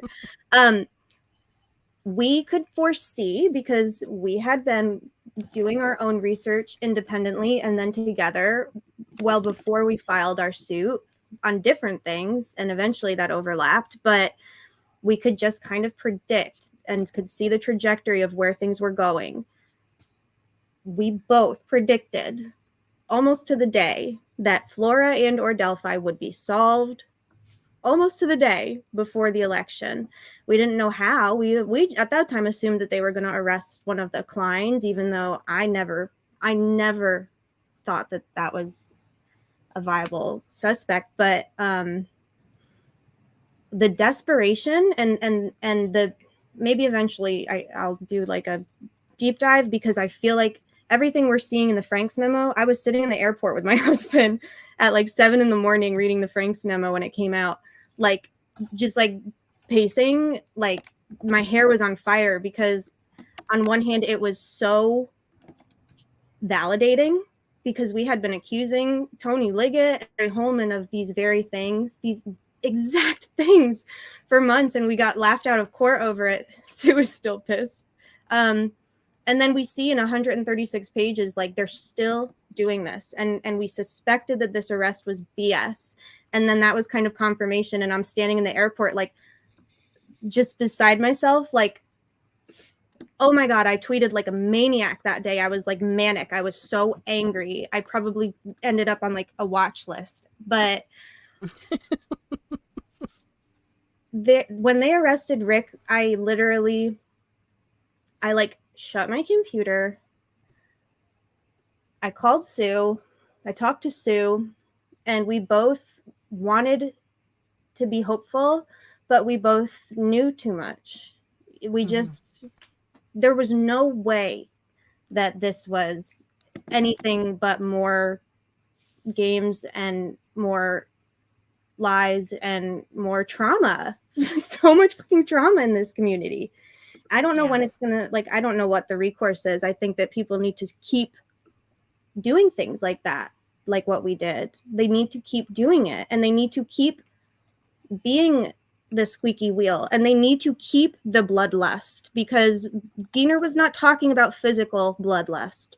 He was mad that we had a bloodlust for information, and information is, if you strip the public of information, then you strip us of our power. You cannot just strip us of information. And they are so used to doing things in Carroll County without anybody pushing back in any way. They don't dissent there, because if you dissent, you probably will end up underneath a car or dying in a fire. And that sounds so dark, but it's just the truth. And they don't go by the book. They write the book. Yes.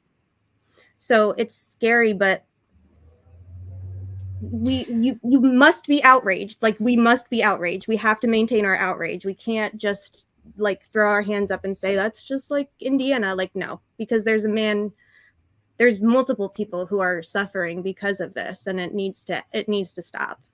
And yes, Four Pits, I like absolutely, like, I definitely appreciate that. Like, I don't think that this would have come to light pre-internet, like, because we've been able to like kind of disseminate a lot of this, and educated people have been able to give their input on what's going on and give like their perspective of this is not normal. Because if you grew up in this county and this is all you know, and they have no means to hold their county accountable. Their county is not transparent with anything. Like, the poor Carroll County Comet has been fighting with their county council for forever.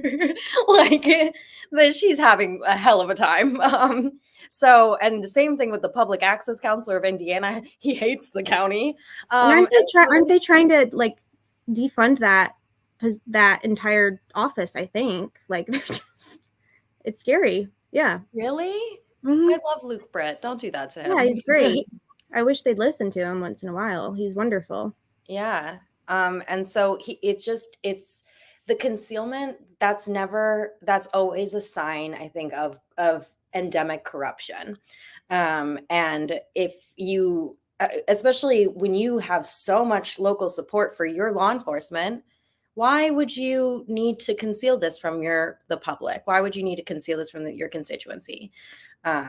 And a lot of these things are necessary. A necessary means for public safety. Another thing that was always concealed about Flora was their fire department response. What is the utility of keeping that sealed for 100 years from the public, like these 911 calls, and where no one's going to have any, like, it's not going to serve any utility to the public. The reason we have freedom of information is so that we can hold our elected officials accountable. We can make rational decisions about what's going on in our county, what we need to fund, what we need to put our interest into. And like, without having an educated community, we're not going to know. We don't really have the facts straight, and we don't have any sort of basis to form goals or to improve upon. So, and I just think that is how we lose democracy. It is. It's entire, and it's not, we're not being dramatic, and we're not being crazy, and we're probably being very annoying to the people that were like, the people that were trying to hold feet to fire. And it's like, information is powerful. It's not nosiness. It's not being nosy. It's not meddling. It's, if I am ever arrested for something that I didn't do, or if I'm ever arrested for something I did do, and I told CJ, this is like, I'll be really short, I'm talking a lot, but I told CJ this story the other day. So I have a family member who is like, he's like a Boy Scout. I don't even think he's ever had a traffic ticket. But so he lives in the city, and he was working at a radio station. So he was getting up early in the morning. He was walking to work at like 4 a.m. in the Bronx. And 2 people started like following him, and he had his earbuds in, so he didn't hear him at first, and then they started chasing him. So he runs, he thinks he's getting mugged, and come to find out, they were like undercover cops, and they beat the shit out of him they just beat the shit out of him. Like, we didn't know where he was for over 24 hours. We couldn't find him. They wouldn't tell us anything. So like, that's like what I think of when I think of the panic that Kathy probably felt, having no idea what was going on and where Rick was. And I have a pretty good idea as to why Rick said that the girls were shot, because he has no idea what has been going on outside of the walls of his cell for the last year and a half. He has no idea. He probably has no clue how the girls were killed. All he knows is that they say they found a bullet, and so they were probably shot. Like, that's probably what's going through his mind. We can't be complacent and just accept when officials that we elect treat us like we're a nuisance, instead of like citizens in America that's a democracy where information is open and we have public access laws because of how critically important, like, that's to keep everybody safe. Like, it's to keep us safe. And it's really scary. You're muted, love. Sorry. It's a duty to stand up for those who are having their human rights violated. And like, for so people always are telling me, like, you're standing up for a child killer, like, how do you sleep at night? And I sleep beautifully, because I because like, standing up for someone who has no voice, that is ultimately, that's why we have freedom of speech, and why we have like freedom of expression. And that's an essential tenet of our democracy, is to be able to address these things and be able to stand up and advocate for when someone else's rights are being derailed. And it's clear, like, this is not like, this is objective, like, his rights are being undermined here. So sorry. Hey, Sleuthie, if you want to come up on panel, let me know, and we'll send you a link. I would love to have you, by Yeah. the way. I Come on need to anytime. tap out, but I've got plans later. I But just want yeah, to say one thing, and Silky, if this is okay, if I can I plug something real fast? Absolutely. Friday evening, I'm gonna do another little mini marathon. Not no 24 hours. I don't have that in me. But we've only got about $5 grand left to. Right when I'm saying something, I see a hilarious comment. We only Is got about somebody five is grand. somebody saying something bad because Oh I'm no no watching no this? Okay. no! It's just some funny stuff that Oh, okay. All right. damn you, Angela. But we only got about $5 grand left to go, so we're gonna try to knock it out. We've got Michael Osbrook that's 100% signed up. I saw Travis was in here, so I'd like to have him. Sleuthy, you're welcome. Angela's gonna be on. I'm commandeering her. She doesn't get a say, but I think we can knock it out. And I think the quicker we can hit that goal, the more usable it's gonna be for the defense. Because hell, if we meet the goal on May the 10th, well, that only gives you 3 days. You know what I mean? Right. So I just wanted to throw that out there real quick, and I appreciate you letting me do that. Oh no, I've been putting the link up there. Professor Pug has been dropping it every so often. I've been putting it up there, the link. So yeah, here's the thing. I have always, from the beginning, I've just been screaming due process. Okay, not knowing, and I think I'm where you are, CJ. After these last two documents came out, I'm like, yeah, I'm saying he's innocent. And I don't think I've ever said that 100% before.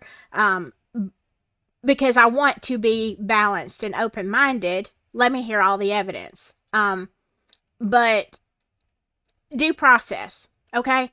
And that's still the main thing. And do I believe that he deserves due process? As does everybody, yes.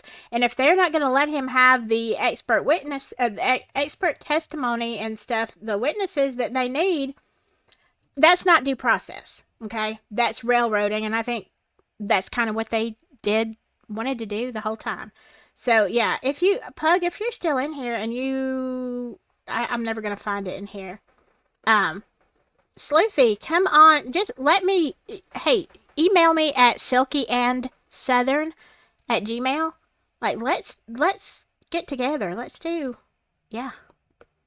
I think honestly, Silky's amazing. Silky is amazing, by the way. I love her so much. Thank you. I love you too, Meow. Boy, we've all been through it this year, haven't we? But I wish I met you sooner. I don't know where I've been, honestly.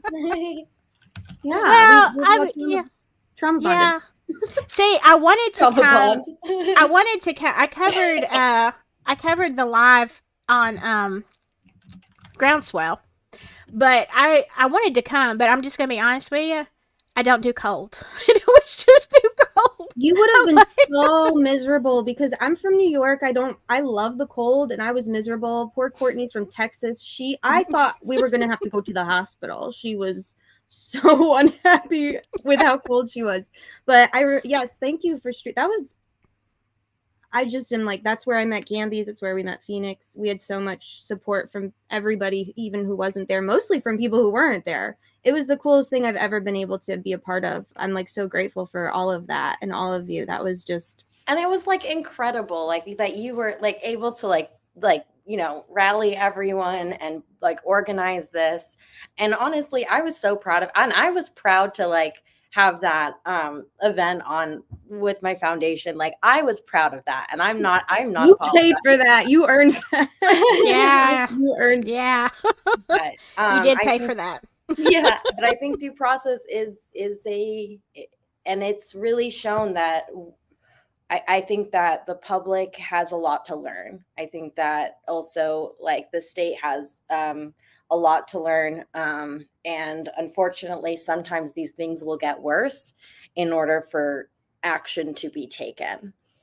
And I hope that this is the last. I hope that there is going to be some some policy changes that come as a result of this visibility, but I don't know.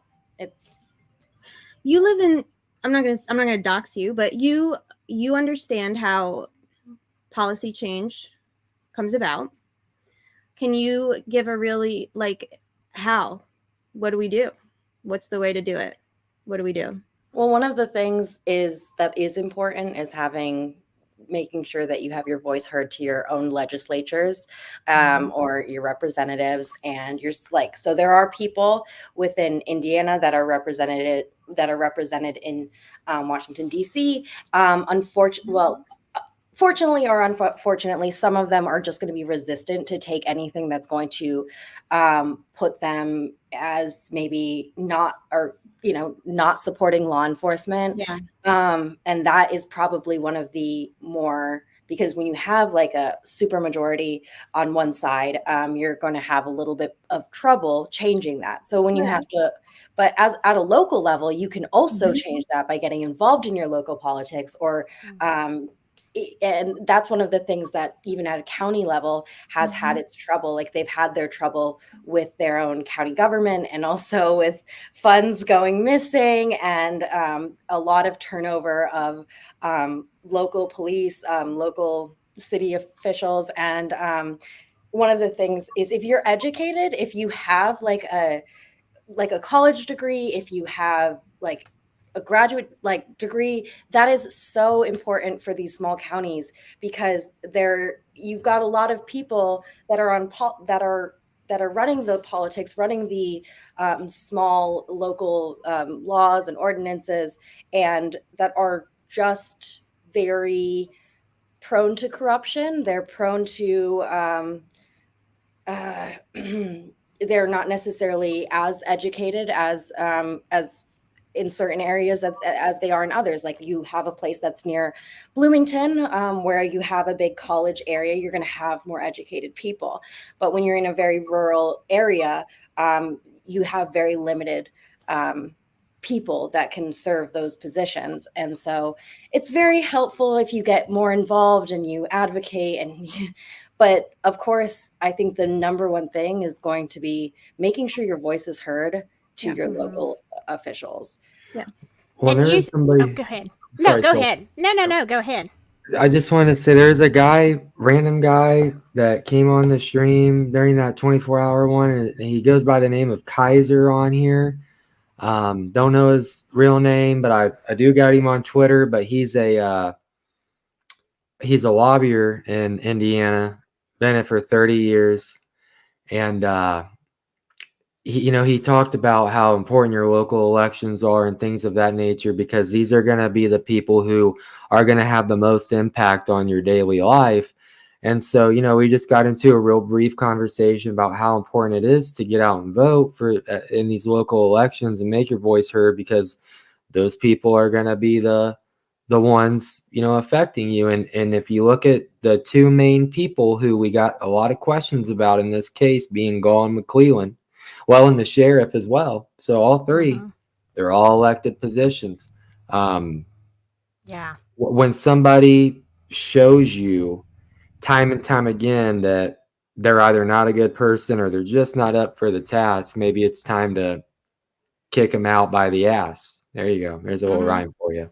Yeah. Well, wasn't McClelland appointed after Rob Ives stepped down in 27? So Yes. that's another interesting thing. They did that before, right? Yes. So has any of their prosecutors, when was the last time that a prosecutor was actually elected? Ives. Okay.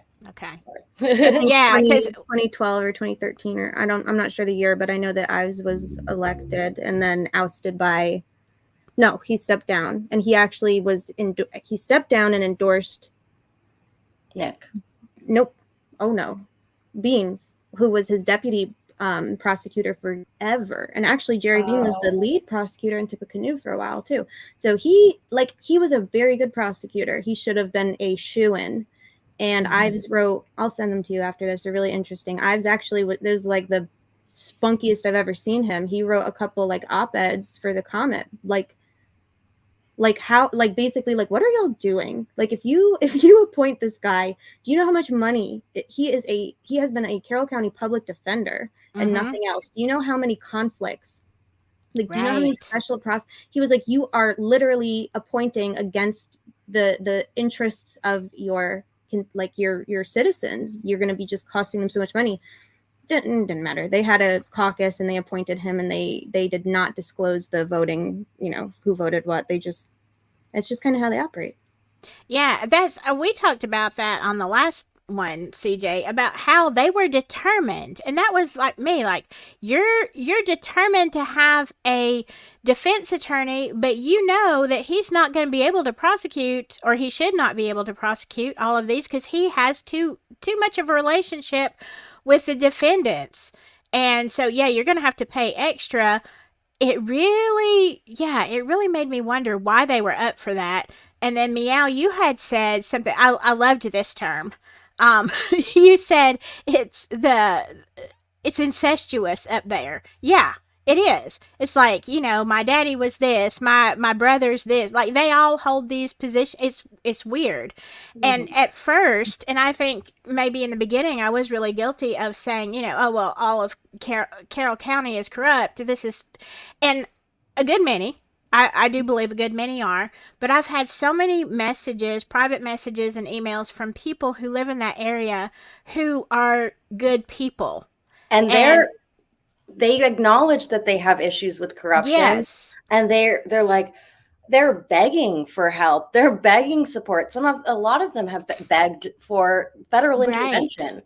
And that's the thing. It's like the local guys are determining what's best for their county, and it's not actually representing their own wishes. Yeah. Lambert asked a question. I don't know if you're still here, Lambert, but like a long time ago. I know the answer. I know what my answer is to this, but what is your answer? If they had not arrested RA, would Liggett have been elected? Because they had already opened early voting and Pinkard was winning. He was actually pacing ahead. I didn't know that. But I remember watching the town hall meetings. And yes. I mean, it was the clear choice. Yeah, Liggett was like done. I mean, and people were like that. And just like think about Carroll County is it is a straight ticket. Dan. Go ahead. Oh, Dan's here. Sorry. Hi, Dan. No. Gambies was like beckoning for Dan, so I'm glad. No, thank you very much. It's like the most straight ticket. Keep talking. Oh. I'm just playing. I'm just playing with my new overlays. It's like, oh, look, I can do this. I was like, I knocked everybody off this time. No, it's like the most straight ticket. Like they vote Republican. I don't know if they've ever had. I mean, I'm sure maybe they have had like a Democratic or an independent. That's why I asked: is Richard Allen a Democrat? Like, what did he do? I don't know. But the fact that Mark Pinkard came in as an independent candidate and lifelong Republicans, like that Republicans, passionate, Republicans were publicly, like vocally, adamantly, passionately endorsing and supporting an independent candidate. That is a huge deal in a place like Carroll County. And think about the fact that this arrest happened. It makes world news. And Tony Liggett only won by 54%. Like he got 54% of the votes. Wow. That's nothing. It was a close call. That's nothing. That's unreal in Carroll County for an independent candidate to get even. Like that's like unreal. So I for people that say that, it's a conspiracy theory to say that it's all political, and we've been gaslit because of our own, national trauma from things in recent years, like elections, no one wants to touch them. It was very hard for Sue and I to get any attorneys to even listen to us. They all thought we were like, I don't know, QAnon or something. They thought we were insane and they wouldn't touch it. And finally we found our hero who was like, yeah, I'll do it. And then he was like, can y'all like not sue anyone again, please? And Sue was like, no promises. But like literally, but no one wants to get involved in it. It's just so messy. It's so messy. There she's still here. But that's the thing, and that's why it's important for all of us. And I mean, I don't have to agree with every single channel, but if you're getting the word out there, You know, that's the thing. Bringing attention, bringing this whole thing about due process, uh, throwing it out there to the world and putting it in the spotlight, because I don't think they ever intended any of this to happen. I don't think they thought that Abby and Libby was going to go viral. It was going to go international. And then, this whole Richard Allen, I think they really thought they could do what they wanted, you know, manipulate him to plea, and nobody was going to question it. Oh, but boy, were they wrong, right? It's absolutely crazy that, and I appreciate all of them, but like the amount of foreigners that I've had leave comments saying like, God bless you, thank you, don't let the American justice system go down like this.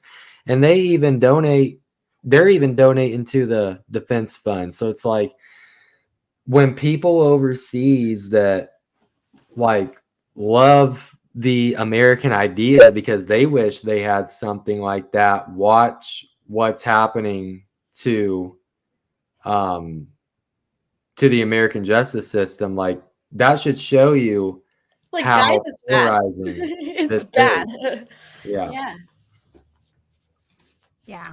Sorry, I didn't mean to cut you off. It's bad. It's pretty, like, people are concerned about you, Carroll County. We're concerned.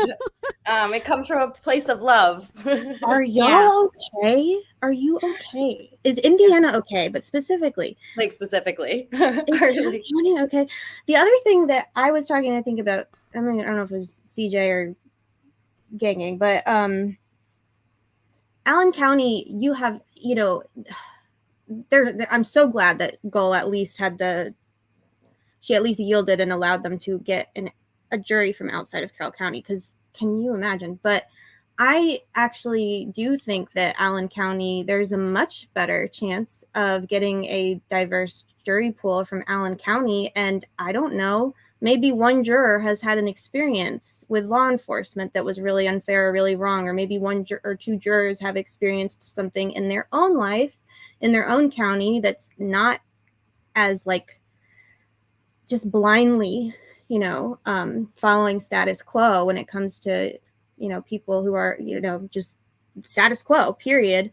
I mean, imagine, can you imagine a diverse jury in Carroll County? And I'm not just talking racially. I mean, just even diversity of experience. Not possible. No. And that's so important. Like, that is why juries work, because we have to find common ground and we have to like find similarities. But if we're all the same, level within the county is pretty low. Like, you've got a really pretty low, just relative to the other counties. Like your height, like your GED rate or like is pretty low. So I don't know if there's any like requirements to serve on a jury. I'm assuming not, in terms of education level. But I know that you can't be like a felon or whatever. Yeah. But, there's like moral requirements and certain like, but no, I don't think there's like an education requirement. And so then people are like they might be a little bit more susceptible or gullible to an expert, just what the state's saying because they're the authority. Mm-hmm. Right. Yeah. Can I'm going to say one more thing, and then I have to take my dog out because he's getting antsy. That's okay. I gotta take mine out too. Not DB Cooper said, wait until the Allen County folks hear about the white supremacist suspects. So I know probably everyone on here has, I have been like really going just beside myself. At this point, I'm probably like numb to it to a certain extent, but the amount of just total dismissal, even on podcasts and on YouTube, people are acting like white supremacy is an outlandish phenomenon. Okay, Meow has been an advocate for a quadruple homicide of 4 Black girls in a predominantly white county in rural Indiana. So she has seen more than anybody will ever even understand when it comes to hate and threats and just, I mean, never mind can't even like begin to understand what someone like Galen has had to deal with and we know a fraction of that. But Allen County, I have a feeling they're going to be a little bit like less inclined to laugh that away, because in the real world outside of the Carroll County bubble, I've dealt with white supremacy since the Franks memos come out because my last name, right? And it's like, this is shit that happens. It's not unusual. It's not outdated. It's not old, and it's not dead. Like, this is just what it looks like now. And it's easy to make fun of it because it's like, because yeah, these guys are kind of easy to make fun of. But yeah, they're easy. They're playing Viking as like grown ass adults. That part of it, it's pathetic. It's stupid. It's easy to make fun of. But the core of it is so very dangerous. And that's like what's getting lost. And I don't think Allen County is going to think it's so funny. I think that is not going to be a ridiculous theory in Allen County at all. I think that they're a little bit more like, they are just naturally going to be more familiar just by population with some of the gangs, like, or some of the, I mean, trafficking is a huge thing. That's a huge revenue stream within the Midwest and Indiana. It's mostly controlled by the white supremacy, Aryan Brotherhood, and other affiliate groups. So it's just, it's just, if you have any sort of like experience in Indiana, I feel like it's almost disingenuous for Nick McClelland to call it an outlandish theory. I'm like, you know that it's not an outlandish, you know that you guys have been investigating that. So it was so disingenuous for the prosecutor to even frame this wild theory that the defense is like posing. Like, it's your own discovery, like, boy. Like, I just don't understand. Exactly. Do y'all, I wanted to, Dark Arts asked a question. Do you think that Alan will be convicted? If so, why? I'll go first. I don't think that he will be, because I have to have some faith in our judicial system, and I hope, and like, I pray, and I've been disappointed before, but I really don't think that anyone in their right mind can say that beyond a reasonable doubt that Richard Allen did this crime. It's not even circumstantial. Like, he doesn't have any like behavioral things that would be indicative. He doesn't have a history of violence. He doesn't have a history of sex crimes. He doesn't have like that. He's just lacking any basis for this. And just, I just think that this is the epitome of why we have due process. Unfortunately, I think that due process has been delayed way too much. But I've got to hope that the system works. What about you, Moth? Yeah, I second that. I think I said almost something identical. Basically, I do not believe he'll be convicted because I can't really go there. You know, I just can't even go there. I'll lose my nerve. I'll just take a nap for 2 months, you know. But I know Sleuthy said something that's really important. Nobody knows what's going to happen inside the jury room.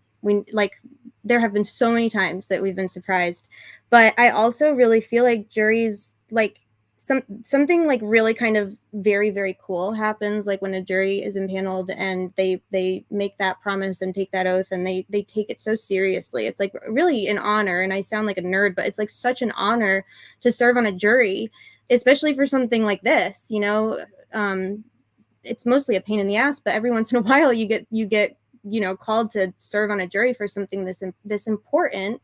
And I just think that they take that so seriously.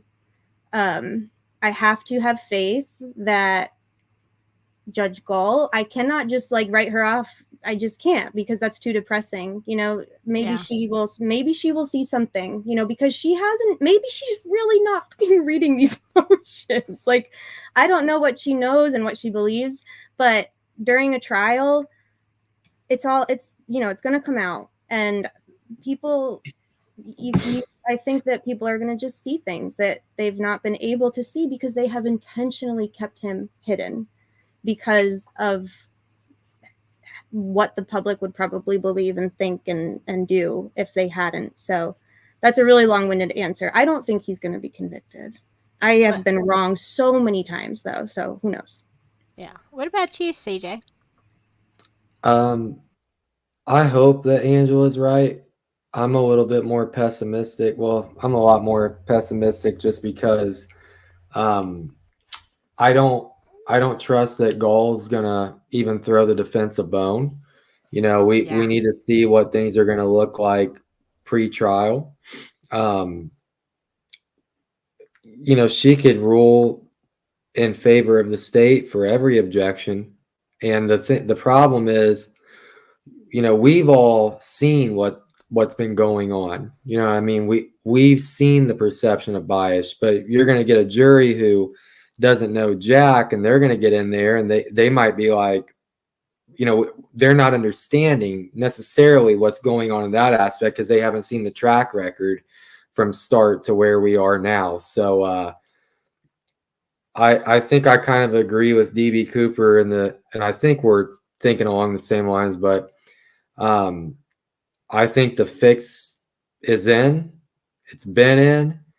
There's no reason to think that these guys, like, they're going to die on this hill, because if it's not Allen, I think you are going to see heads roll, not in a violent manner. Just, you're going to see jobs called for. You're going to see maybe elections change. And,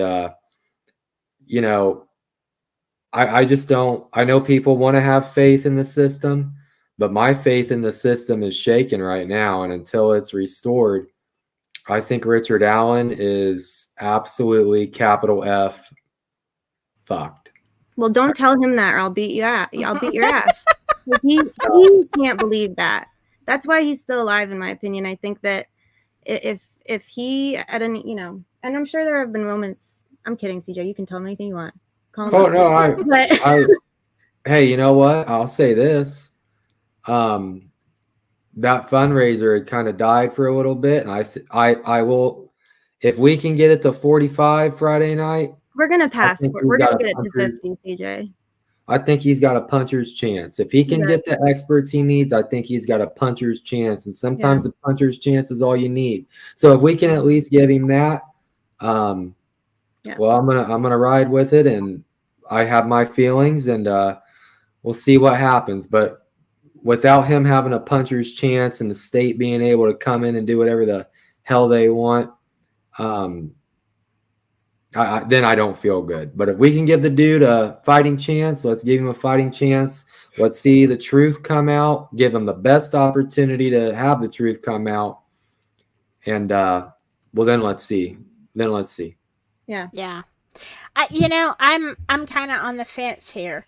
I think that, like you said, Moth, I have to believe that he's going to be acquitted, because I want to believe that. I don't want to face, for multiple reasons, I don't want to face the alternative. I do think that, but I also agree that I don't think Judge Gold is going to cut him any slack.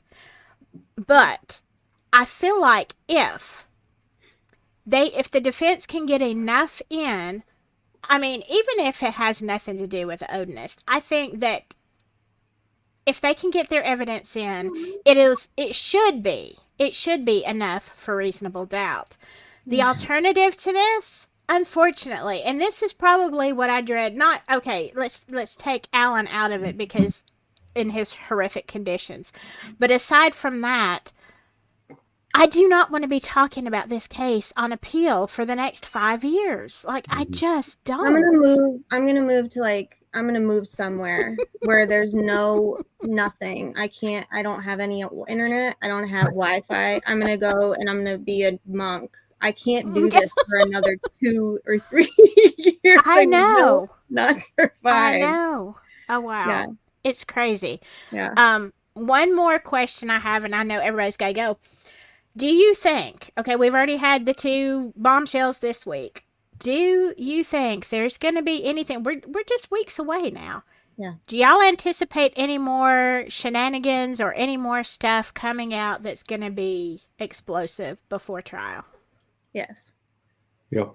I don't think we've seen it. It's Delphi. I don't think we've seen a sliver Yeah, I think if and Angela, you and I talked about this earlier, but everybody wanted to protect these crime scene photos because of how damaging they were to families of Libby and Abby. And it's the same thing for what Richard Allen was going through in prison. Nobody should see what we're being told is on camera except that jury, because it's inhumane. Yeah. Let the jury see it. That'll be the end of it. I'll just say this, though. I think if we saw a quarter of what's on camera and what this dude has been through, I think everybody would want to go grab their pitchfork and their torch and walk down to Nick McClelland's office and say, what in the hell are you doing? Yeah. I do think we're going to see more. I don't think we've seen the worst. No, we And haven't. I just want everybody to potentially just have it in your back pocket. I do think there is a chance that this trial does not go as currently scheduled, not because the defense doesn't want it to, but I don't think Brad and Andy should go by any means necessary if McClelland will not turn over a major piece of discovery, because we're still getting things that have existed since 2017, and that's unacceptable. Well, and Goal has a history of admitting discovery up until the day before trial. And so I guess, yeah, I think that we're in for more surprises. I don't think they're going to be like lawful or fair or legitimate, or I don't think that like some bombshell evidence of I mean, the only evidence, if you even want to call it evidence, that they even have against Rick, they obtained 6 months into his detention. So, but look at what they've gotten away with. Sue is sending me so many F-bombs right now. Just fucking Deanna, blowing up my phone because of how... Sue's awesome. Sue, if you're still in here, Sue, I'm not going to say the amount because some of it was anonymous. So I'll just say this. Sue really helped push that fund, to what it is. So thank you, Sue. Thank you to everybody who did it. Yeah, I really hope to God, even if they have to delay the trial a week, Rick's made it this long. If it takes a week so that Brad and Andy are in the best position possible to go take this fight on and take it to them, then delay it a week. Because I want to see someone who I firmly believe is an innocent man get his best shot at proving that. Yeah.